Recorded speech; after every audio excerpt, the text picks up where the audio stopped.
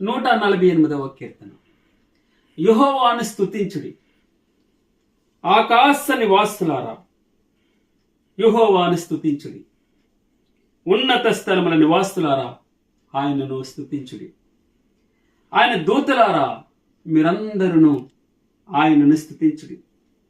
ఆయన సైన్యములారా, మీరందరూ ఆయనను స్తుతించుడి. సూర్య చంద్రులారా, ఆయనను స్తుతించుడి.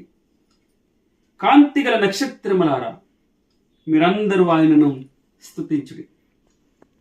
పరమాకాశములారా, ఆకాశము పైనున్న జలములారా, ఆయనను స్తుతించుడి. యెహోవా ఆజ్ఞ ఇయ్యగా అవి పుట్టెను, అవి యెహోవా నామమును స్తుతించునుగాక.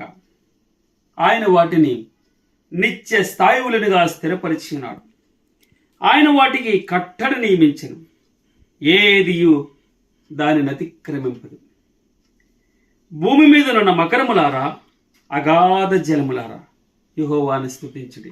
అగ్ని వడగండ్లారా, హిమమ, ఆవిరి, ఆయన ఆజ్ఞను నెరవేర్చు తుఫాను, పర్వతములారా, సమస్తమైన గుట్టలారా, ఫలవృక్షములారా, సమస్తమైన దేవదారు వృక్షములారా, మృగములారా, పశువులారా, నేలను ప్రాగు జీవులారా, రెక్కలతో ఎగురు పక్షులారా, భూరాజులారా, సమస్త ప్రజలారా, భూమి మీదనున్న అధిపతులారా, సమస్త న్యాయాధిపతులారా, యెహోవాను స్తుతించుడి.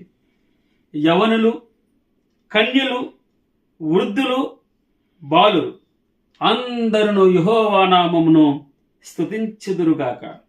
ఆయన నామము మహోన్నతమైన నామం. ఆయన నామం మహోన్నతమైన నామం.